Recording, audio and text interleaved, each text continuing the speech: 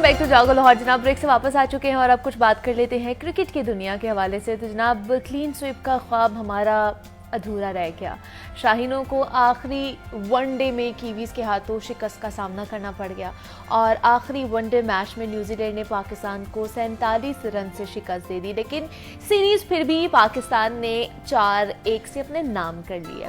5 one day matches की series के आखिरी मैच में न्यूजीलैंड ने पाकिस्तान के खिलाफ टॉस जीतकर पहले बैटिंग का फैसला किया और 299 रन बनाकर आखिरी ओवर में पूरी टीम आउट हो गई और 300 रन के हदफ के ताकुब में इफ्तिखार अहमद के 94 रन की नाकाबिले शिकस्त इनिंग्स भी काम नहीं आ सकी है और पाकिस्तान की पूरी टीम जो है वो 47वें ओवर में 252 रन बनाकर ढेर हो गई और न्यूजीलैंड के खिलाफ सीरीज के 5वें और आखिरी वनडे में शिकस्त के बाद Pakistan team ICC one day ranking में सिर्फ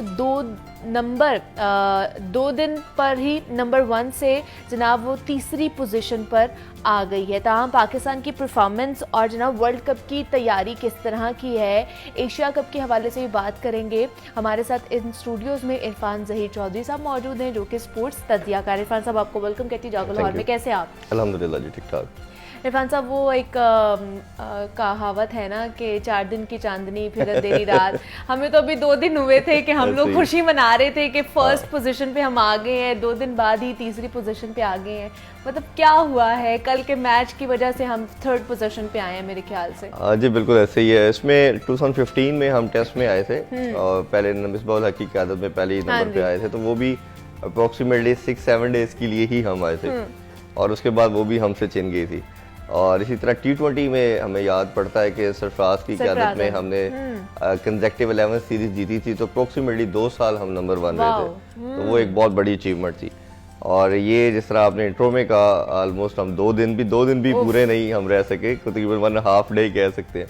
तो वो अप्रोक्सीमेटली अगेन आपको एफर्ट पूरी करनी चाहिए थी, क्योंकि अगर आप ये जीत जाते तो समहाउ आप प्रॉब्ली 2-3 मंथ तक वर्ल्ड कप की तक आप शायद आप नंबर 1 स्पॉट पे रहते, क्योंकि अभी एशिया कप का भी फिशी है, होगा नहीं होगा वो एक कंट्रोवर्सी अपनी जगह पे है। अगर coming back to the series, तो बड़ा अच्छी सीरीज रही। T20 सीरीज हमने 2-2 से हमारी टाई होगी इनके साथ। उनके 9 मेन प्लेयर जो थे वो अवेलेबल नहीं थे, वो IPL खेलने के लिए उधर थे, तो उनकी B साइड या इवन C साइड भी कह सकते हैं आप। बट जिस तरह की उन्होंने परफॉर्मेंस दी, कोई भी मैच पाकिस्तान को बहुत आसानी से उन्होंने जीतने नहीं दिया। हर मैच में उन्होंने कंपटीशन डाला, तगड़ा मुकाबला किया उन्होंने आपका, और उन्होंने बताया कि they are here for the competition. उन्होंने बड़ा अच्छा परफॉर्म किया और पाकिस्तान भी अच्छा खेला। एक अच्छी चीज़ ये कि आपने कोशिश की कि अपने तमाम प्लेयर्स को चांस दिया जाए, बट मेरा थोड़ा सा कंसर्न ये था कि आपने जिन लड़कों को कंसिस्टेंट बेसिस पे चांस देना था वो नहीं दिया। उसमें सबसे पहले अगर बात करें तो एहसानुल्लाह की बात करना चाहूँगा। PSL में आपकी सबसे बड़ी कमोडिटी के तौर पे वो सामने आए। फिर आपने देखा अफगानिस्तान के अगेंस्ट उसने बड़ी अच्छी बॉलिंग की। पूरे दुनिया में शायद इस टाइम पे वो 150+ से ज़्यादा बॉल करने वाले एक ही बॉलर होंगे या शायद 2-3 में नाम आता उनका। आपने उस लड़के को कॉन्फिडेंस देना था। आपने 2 मैचेस खिलाए और दोनों मैचेस खिलाए पिंडी की विकेट पे, जो सबसे प्लेसर्ट और टोटली बैटिंग पैराडाइज थी। आपको चाहिए था कि उसको 5 मैचेस का गो देते ताकि उसको कॉन्फिडेंस बनता, और वो लड़का जब वर्ल्ड कप में जाता तो पूरा कॉन्फिडेंस के साथ होता। तो आपने एक्सट्रीम ज्यादती की उस बच्चे के साथ, उसका कॉन्फिडेंस शैटर किया। अब वो उसको ये नहीं पता होगा मैं वर्ल्ड कप के लिए पिक होता हूँ कि नहीं होता।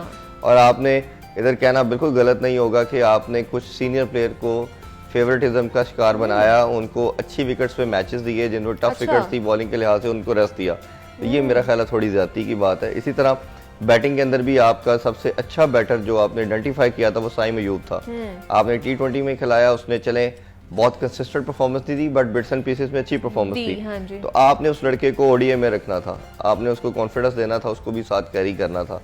आप टैलेंट का रोना रोते हो कि हमारे पास टैलेंट नहीं है, बट अगर आपको जब टैलेंट मिल जाता है तो फिर आप उसके साथ करते क्या हो? अगर आपको बैटिंग में एक साइम अयूब जैसा टैलेंट मिल गया था तो आपने उसको लेके जाना था। अगर आपने हारिस को, जो हर बॉल पे हिट मारने जाता है, उसको आप टेस्ट के जब वनडे में रख सकते हो T20 के बाद, तो साइम अयूब को क्यों नहीं रखा गया? तो आपको लगता है इस दफा ज्यादा फेवरेटिज्म हुआ? इस दफा नहीं, ये हमेशा से होता है। अनफॉर्चुनेटली हमारे पाकिस्तान के कल्चर का पार्ट है नेपोटिज्म, फेवरेटिज्म, ये रहता है। और यही रीजन है, और उसी की कड़ी थी कि जो अब आपके डायरेक्टर मिकी आर्थर के तौर पे अपॉइंट किया गया है, गोरे को लाने का मकसद भी यही होता है कि फॉरेन कोचेज या इस लेवल के बंदे वो सम हाउ इस चीज में इतना नहीं आते कहीं ना कहीं तो वो भी इंसान आ ही जाते हैं लेकिन इतना नहीं आते जो कि हमारे लोग आते हैं। तो अब देखें किस तरह चलता है, बट ये 2-3 चीजें ऐसी थी जो आपको करनी चाहिए थी। और आपका एक बेंच स्ट्रेंथ देखें, आपकी बड़ी टीमें जितनी, अब इंग्लैंड की बात करते हैं या ऑस्ट्रेलिया की बात करते हैं पास में, तो आप देखेंगे कि उन्होंने बहुत ज़्यादा परफॉर्म किया। परफॉर्म क्यों किया कि उनकी बेंच स्ट्रेंथ उतनी स्ट्रांग होती थी। अगर एक आधा लड़का कभी परफॉर्म नहीं करता था तो दूसरा लड़का जब आता था जो पीछे बैठा हुआ वो उससे अच्छा परफॉर्म करके दिखाता था।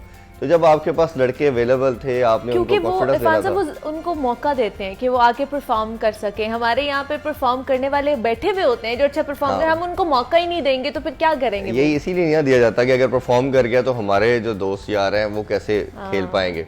जहाँ देखिए होता क्या है, जब आपको विक्ट्रीज मिलती है ना तो आप अपनी डेफिशिएंसी लूप होल को हाइड कर लेते हो, आपको पता नहीं चलता आपने कहाँ मिस्टेक की है।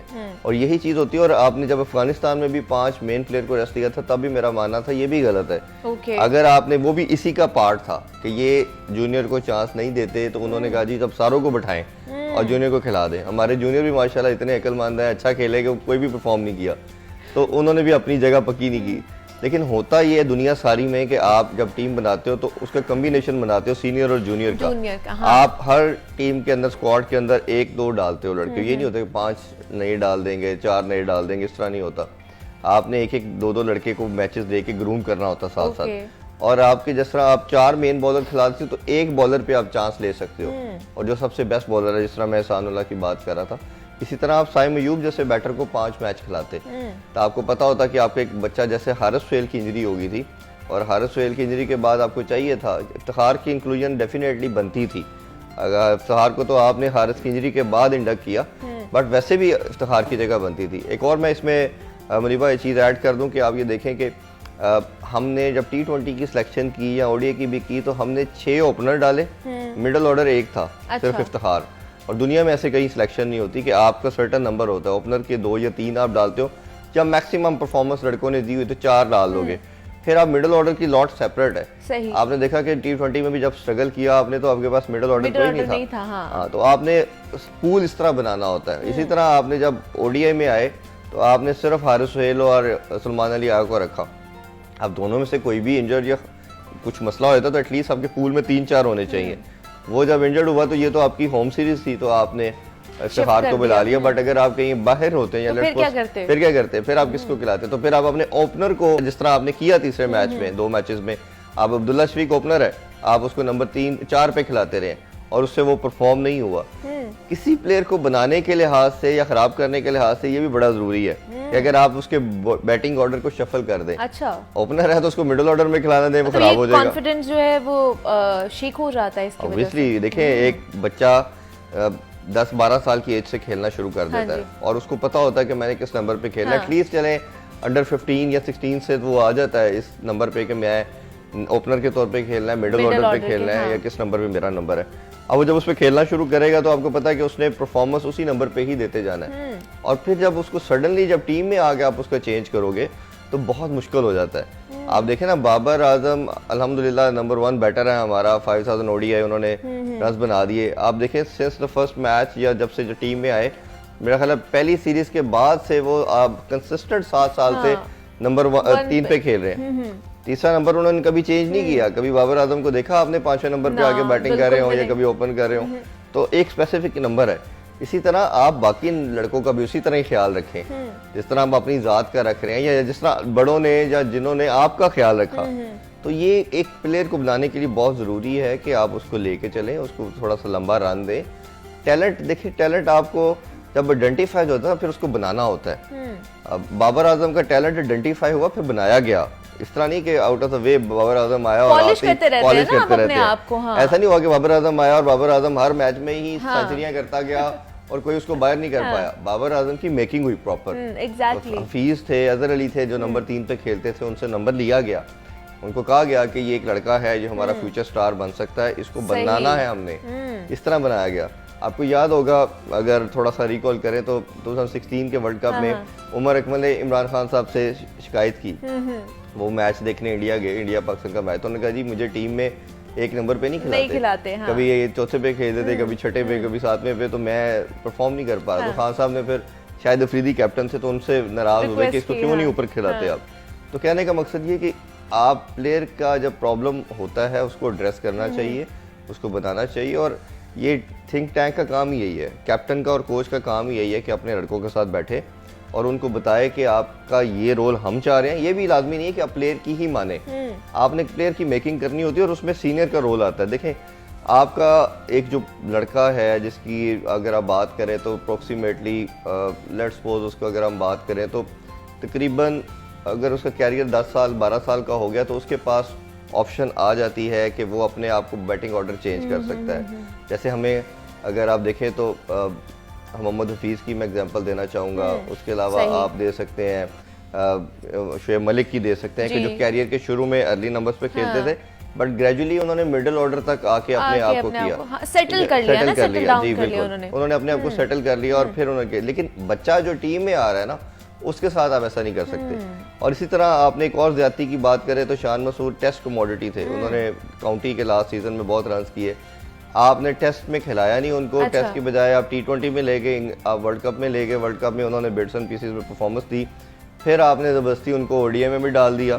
अब वो बेचारा, पहले आपके पास ऑलरेडी पूल में 5 ओपनर हैं, वो छठे ओपनर के तौर पे टीम का पार्ट है और हमने देखा कि जब उनको चांस मिला वो परफॉर्म नहीं कर पा रहे, क्योंकि एक आपका फॉर्मेट भी होता है हर प्लेयर का। सही। और कुछ प्लेयर टेस्ट प्लेयर हैं, इसमें प्राइम एग्जांपल हमारे पास रिसेंट पास में अजहर अली थे, वो असद शफीक थे, वो टेस्ट प्लेयर थे, उन्होंने अपने आप को एक स्पेसिफिक रखा कि हमारा जो हमें फॉर्मेट सूट करता है वो टेस्ट है और हम उसी को एक कंटिन्यू करेंगे। लेकिन आपको लगता है इरफान साहब आगे वर्ल्ड कप होने वाला है तो जिस तरह की हमारी परफॉर्मेंस रही बेशक अच्छी भी रही है, इतना कोई बुरा भी नहीं है। 2